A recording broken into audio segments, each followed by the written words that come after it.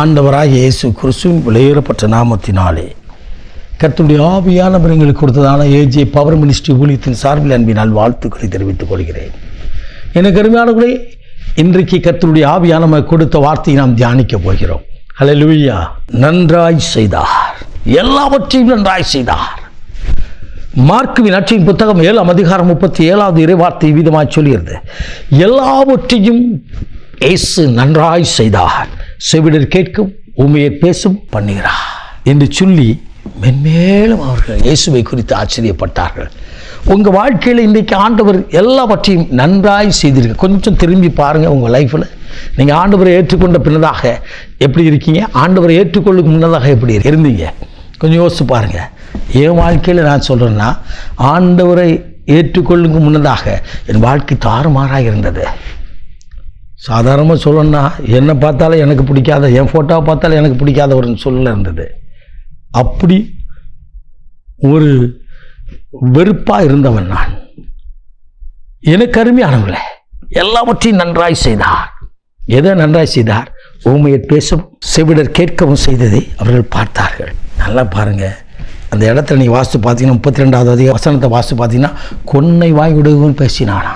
அவனை அழைத்து அவனிடத்தை கொண்டு வந்தார்கள். அவனை தனியே அழைத்து கொண்டு போய் தன் விரலை செவியில் வைத்து உமிழ்ந்து அவனுடைய நாவலை விரலை வைத்து எப்பத்தா திறக்கப்படுவதாக என்று இயேசு சொன்னார்.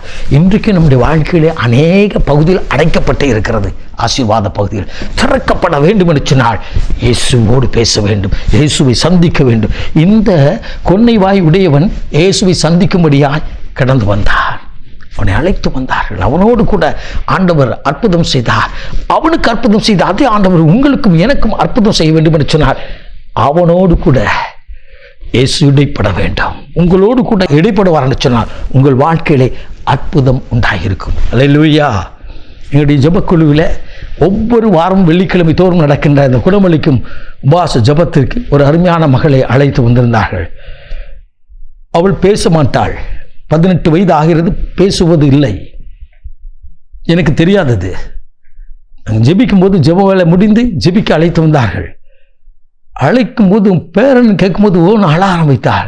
அவள் பக்கத்தில் தாயார் சொன்னார்கள், அவள் பேச தெரியாது, பேச முடியாது. அவள் மூத்தவ சகோதரி இருக்கா, இளைய சகோதரி இருக்கா, எல்லாரும் பேசுவாங்க, அவள் மட்டும் பேச. அதனாலே பள்ளிக்கூடத்துக்கு விடாம ஸ்கூலுக்கு அனுப்பாமல் இருந்திருக்கிறான்னு அழுதுட்டாங்க. சரி, நாவை தர ஏசப்பா ரத்தத்தை போடுவோன்னு சொல்லி எண்ணெயை பூசி ஜெபம் பண்ணி அவள் அனுப்பிடுவோம்.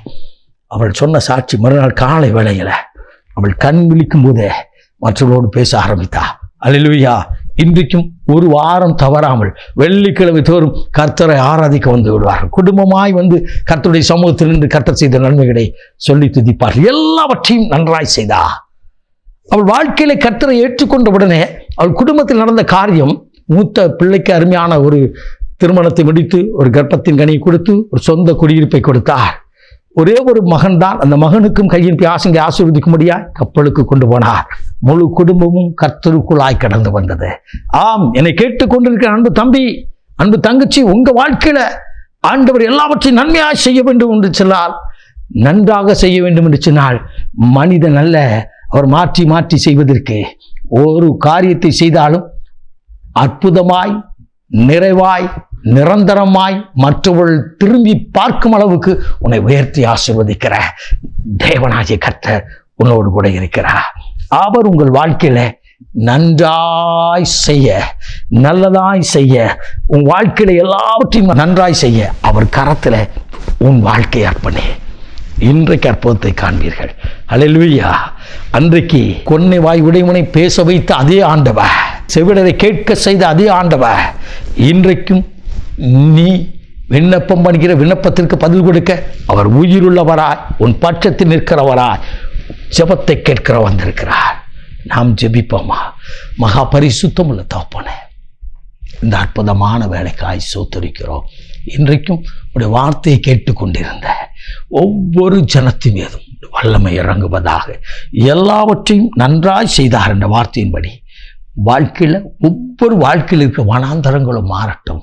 கையின் பியாசுங்களை ஆசீர்வதியும். விசேஷமாய் கற்பத்தின் கனிக்காய் பாரத்தோடு ஜெபிக்கிற பிள்ளைகள் வாழ்க்கையில அற்புதம் செய்து மகிழப்படும்.